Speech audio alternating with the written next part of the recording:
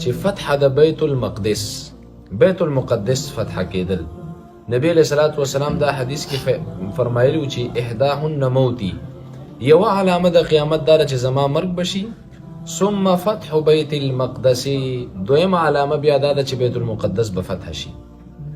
بیت المقدس په 13 هجری کال کې د حضرت عمر رضی الله تعالی عنہ په خلافت کې د فتح شو. حضرت عمر چې کله خلیفہ ودلته صحابه راولېږل، چې صحابه څنګه راولېږل دا ډېر عجیب واقعه د بیت المقدس د فتح. دلته حمله کېدلې خو دوی وخت نه ورکو، په دې بیت المقدس کې چې څوک پراتو کنه دوی وخت نه ورکو. نو اخره کې د صحابه دوی ته وفد ولېږو چې تاسو څه غواړئ؟ وایي رستاسې چې کوم امیر دی او خلیفہ د آقا نامدار صلی الله علیه وسلم دویم خلیفہ حضرت عمر، تاسې هغه راولېږئ، د هغې په لاس موږ صلح کوو.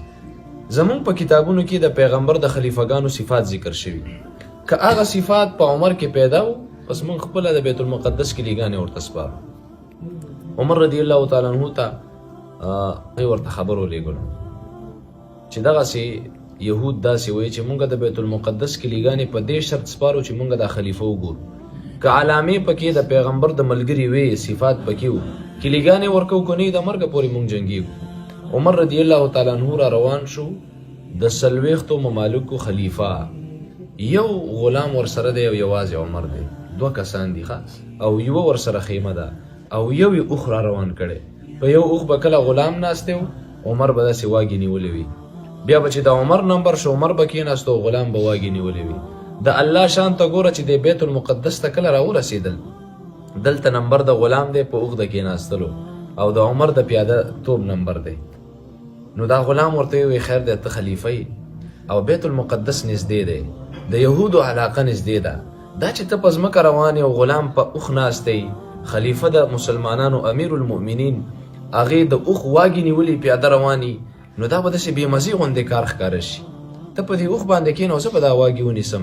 حضرت عمر فرمایي چې د مدینې نه په نمبر را روان یو، دلته به هم نمبر نه بدلو. بس عمر لاس کې داسې د هغه اوښ واګې نیولې وې او را روان و. دا یهود داسې ولاړ دي چې یاره د پیغمبر دویم خلیفه را روان دی.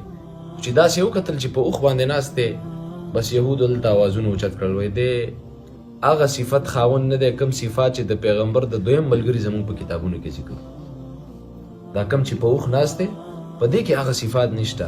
چا ورته ویلي دا په اوښ چې څوک ناست دی دا غلام دی، او دا چا چې د اوښ واګې نیولې دي دی امیر المؤمنین دی. چې کله راورسېدو یو روب جلال الله ورکړی عمر ته، بس چې دا یې ولیدو د عمر په لاس کې د یهودو د بیت المقدس هغه کلیګانې کېښودې. نو خبره مې دې پورې کوله چې درېیمه علامه د قیامت فتح د بیت المقدس ده. دا په 13 هجري کې حضرت عمر رضی الله تعالی عنہ دا فتح کو. بیا د هغې نه بعد په 1990 عیسوي کال باندې دا بیا ونیولی شو، یهودو بیا د مسلمانانو نه قبضه کو. بیا په 1180 کال کې صلاح الدین ایوبي بیا د یهودو نه د خپل د بیت المقدس واخیستو. اوس بیا د یهودو په لاس کې دی، امید شته چې الله به بیا دا د مسلمانانو په لاس کې ورکوي ان شاء الله. نو دا